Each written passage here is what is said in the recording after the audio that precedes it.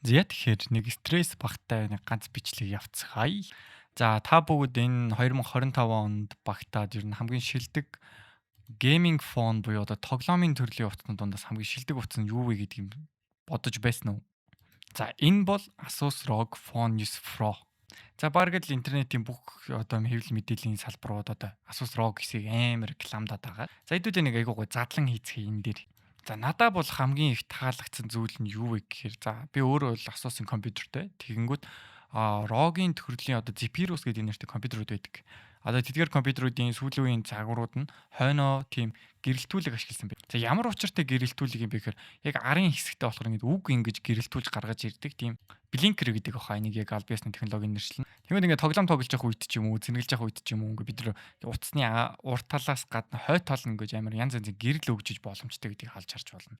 Тэгээ амар хөөрхөн ч юм уу, хэдүүлээ Tetris ч юм уу, танк гэдэр зэрэг гэдэг тийм 2D бүр хуучин тоглоомод идэв штэ. Тэгвэл бид нар ингээ уцаа ингээ буруу харуулж эргүүлж хагаад нөгөө дэлгэцэл талынх нь энэ чинь баг дэлгэц байгаа байхгүй. Дэлгэцэн дээр нэ удирдлагатай тэрнэр нэм жижигхэн тоглоомод тоглож болохоор заяа амар хөөрхөн. Тэрнээс гадна ингээ янз янзын ингээ гэрлэн команд өгөөд бид нар юу ч энэ дэр ингээ гаргаж өгч болохоор. За нилийн old school геймерүүдэд бол энэ утас бол хамгийн best утас болоо гэж би хараад. Мэдээж хэрэг энэхүү утас маань бол өөрөө усны хамгаалалттай утас гэдгээр бол баг усанд орж явахтай ч бас тоглож болохоор юм билий. Тэгээ хамгийн сонирхолтой юм нь юу вэ гэхээр одоо charger нь дунд хэсэгтээ байдаг зөө.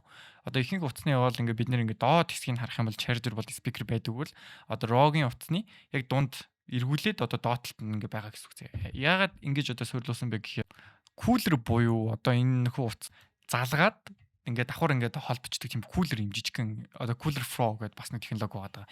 Тэрийг шууд залгах чинь тэнгуүтэ доороос нь цэнгэлэхэд илүү амар байдаг учраас ийм утасны технологи гаргаж ирсэн байгаа. Тэгэхээр нэмэлтээр бол нөгөө гар утсандаа илүү гоё тоног лавч хийдэг одоо joystick маягийн юм холбоосонд бол хийлээ нэмэлт аксессуаринууд бас нэмэлтээр ордог юм билэ. Тэгэхээр нэг жоохон сул тал нь юу юм гэхээр одоо нэмэлт аксессуарыг бид нар нэмсэн тохиолдолд кулерээ давхар хэрэглэж боломжгүй юм билэ.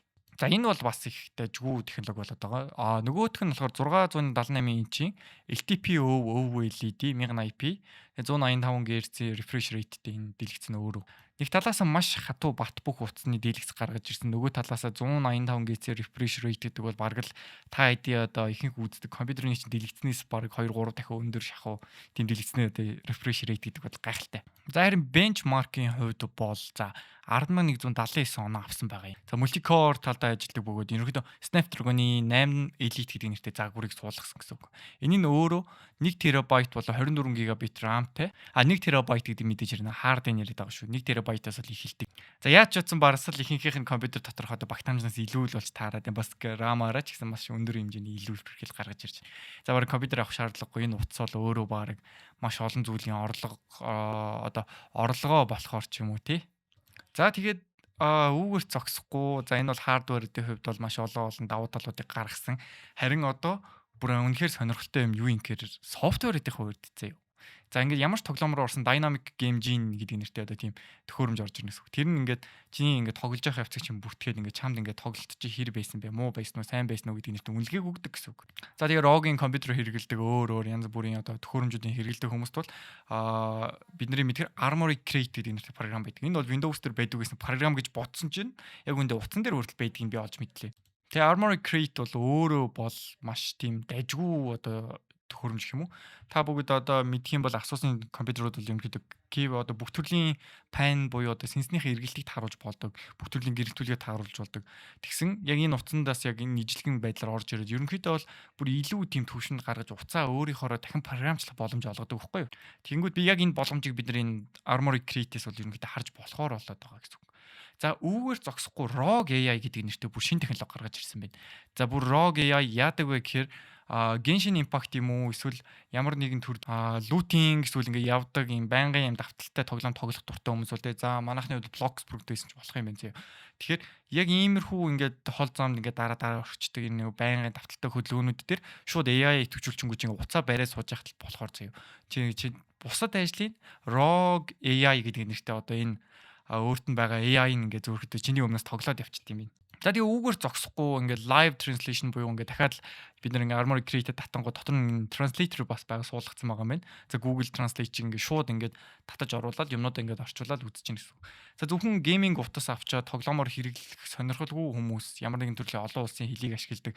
За жишээ нь хятадаас юм оруулж ирдэг хүмүүс байлаа гэж болох. Байнгын translator ингээд дуутахад маш амархан байдлаар бүтээгдчихсэн байгаа гэдэг нь бол софтверийн хувьд бол баг шинэ дэвшилч гэмээр. За тэгээд батарейны хувьд бол хэлий заяа. За active use score буюу за яадын гэсэн чинь 16 цаг 41 минут ерөөхдөө энэ утас асаалтаа байх чадвартай юм байна заяа. Одоо зүгээр ингээд актив байдлаараа 30 цаг уцаар ярих боломжтой. Зүгээр ингээд зүгээр байгаа байдал нь 11 цаг тоглох боломжтой. Тэгээ интернет ингээд янз бүрийн аппликейшн оруулах нь 14 цаг хэрэглэх боломжтой гэж юм заяа.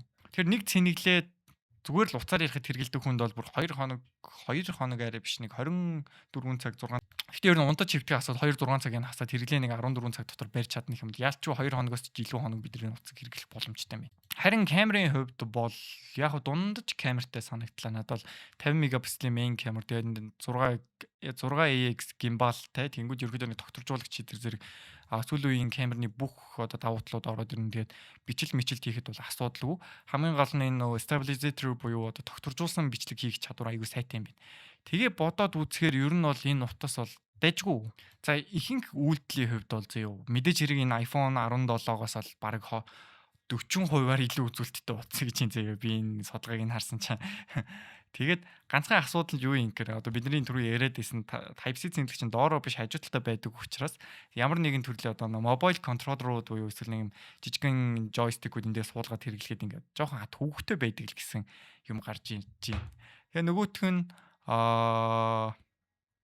нөгөөх нь юу юм гэхээр за бараг л энд маш хөвгөлтэй хариулт нь энэ утсыг хэрэгжилж байгаа бол ер нь бол зүгээр нэг тийм жижигхэн хөөрхөн юм нэг амар ачаал өгдгөө тоглоом тэгээ нэг зүгээр энгийн хэрэглээнд хэрэглэж байгаа бол энэ утсаа бүтнээр нь ашиглаж чадахгүй. Тэгэхээр үнэхээр бүтнээр нь ашиглаж чадахгүй хүнд бол нэг тийм айтайхан сонголт биш шүү гэж та заавар орж ирж энэ да тэгээ Games Radar-аас. За тэгээд ерөнхийдөө Asus ROG Phone 9-ийн бүтэн revive орж ирлээ.